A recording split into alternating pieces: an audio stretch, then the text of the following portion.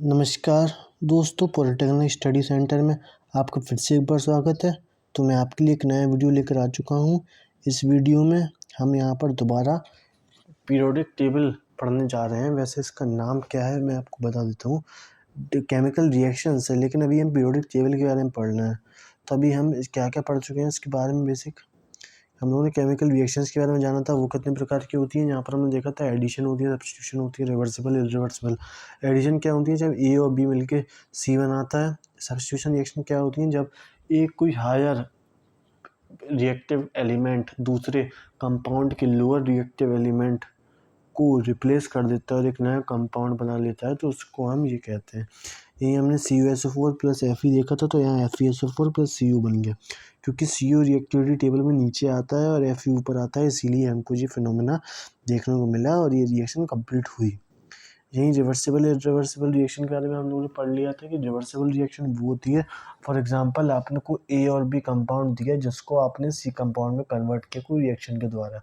अगर आपको C compound दिया जाए और आपसे कहा जाए A और B बनाओ, यानी आपने क्या कहा, बेसिकली आपने दो कंपाउंड दिए तो आपने एक कंपाउंड बनाया। अब आप उस कंपाउंड से जो आपका रिजल्ट है उससे आपको दोबारा उन रिएक्टेंट को प्राप्त करना है, तो उसको रिएक्शन को हम वो कहते हैं।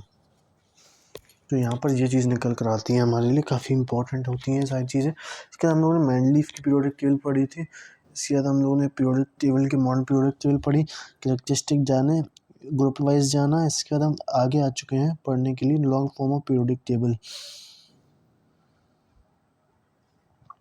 The long form of periodic table consists of horizontal rows called periods and vertical group are called column। यानी ऐसी चीज़ें हमारी periods कहलाएंगी और ऐसी चीज़ें हमारी ग्रुप्स कहलाएंगी।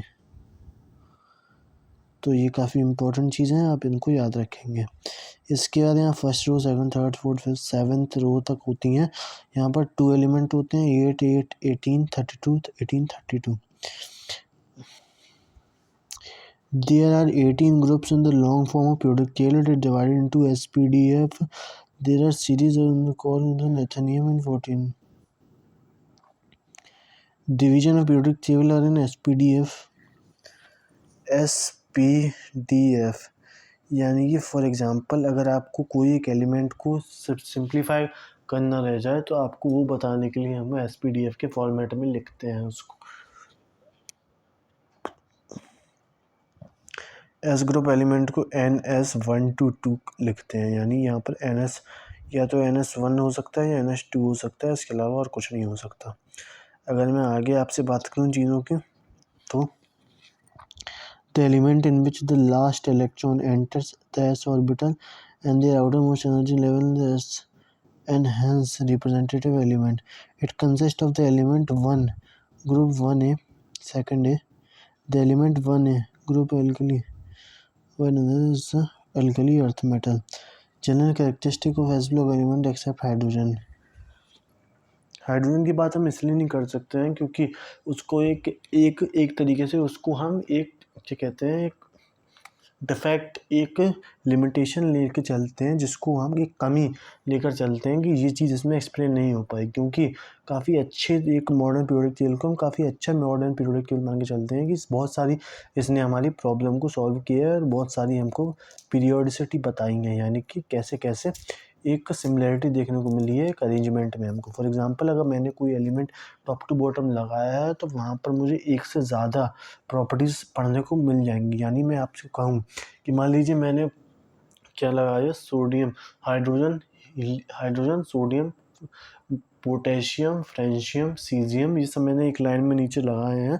तो यहाँ पर मेरे को टॉप टू बॉटम और बॉटम टू टॉप मेरे को कई सारी ऐसी चेंजेस एक कैरेक्टरिस्टिक्स में देखने को मिलेंगे जो कि सिमिलरली सेम होंगे। फॉर एग्जांपल अगर मैं बात करूँ साइजेस की, तो मेरे को पता है टॉप टू बॉटम जाने में वो बढ़ता है और लोअर टू अपर जाने में वो कम होता है। तो ये सब कुछ चीज़ें हैं जो हमको देखने को मिल जाएंगी, इसीलिए यहाँ पर एक्सेप्ट हाइड्रोजन बोला गया, क्योंकि उसको सर्टेन नहीं है। उसे हम हैलोजेंस में भी रख सकते हैं और यहाँ भी रख सकते हैं। They are all metal and malleable, ductile and good conductor of heat and electricity. ये एक छोटा सा इसकी प्रॉपर्टी है कि ऑल द एलिमेंट, जो यहाँ पर जो एलिमेंट्स पाए जाते हैं वो बहुत ज़्यादा मेलिएबल होते हैं, यानी उनको थिन शीट्स में कन्वर्ट किया जा सकता है, डक्टाइल होते हैं यानी थिन वायर्स में कन्वर्ट किया जा सकता है, और good conductor of heat and electricity होते हैं। There is no ionisation potential. They're also soft metal due to the low melting and boiling point. ये कुछ पॉइंट्स हैं इनके। इसके बाद मैं आपसे ये कहूँगा कि आप दूसरे वीडियो में आकर देखें, क्योंकि यहाँ पर कुछ चीज़ें आपको समझ में नहीं आएंगी, वो शायद पीरियड मैंने बनाने में कुछ गलती कर दी, तो मैं आपसे ये क्षमा चाहूँगा और अगली वीडियो में ही मिलेंगे हम। लेकिन उससे पहले मैं आपको कुछ चीज़ें क्लियर कर दूँ कि हम यहाँ पर चीज़ें पढ़ेंगे अच्छी अच्छी,